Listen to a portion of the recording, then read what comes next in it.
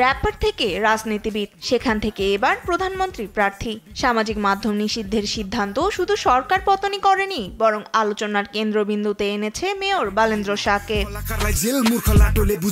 নেপালের রাজধানী কাঠমান্ডু মেট্রোপলিটন সিটির মেয়র বালেন্দ্র শাহ সম্ভাব্য পরবর্তী প্রধানমন্ত্রী হিসেবে আলোচনার শীর্ষে এখন তিনি। সোশ্যাল মিডিয়া বন্ধের ঘটনায় সহিংস বিক্ষোভে প্রধানমন্ত্রী কেপি শর্মা ওলি পদত্যাগ করলে দেশের হাল কে ধরবে তা নিয়ে শুরু হয় জল্পনা কল্পনা। এমন সময় জেনজিরা বালেন্দ্র শাহকে প্রধানমন্ত্রী হিসেবে বেছে নিতে দিচ্ছে সমর্থন।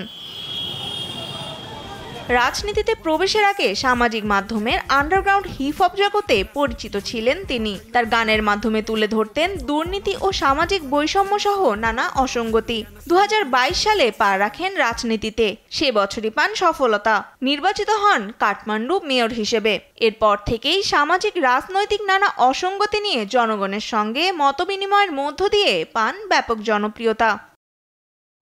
সরকার পতনের আন্দোলনে সরাসরি অংশ না নিলেও ছাত্র জনতার আন্দোলনে দেন সমর্থন। সামাজিক যোগাযোগ মাধ্যমে জেনজিদের রাষ্ট্রীয় সম্পদের ক্ষতি না করার আহ্বান জানান শাহ। সোশ্যাল মিডিয়া বন্ধের জেরে জেনজিদের বিক্ষোভে 19 জনের মৃত্যুর পাশাপাশি আহত হন শত শত মানুষ। পরে জনরোষের মুখে মঙ্গলবার পদত্যাগে বাধ্য হন দেশটির প্রধানমন্ত্রী কেপি শর্মা ওলি।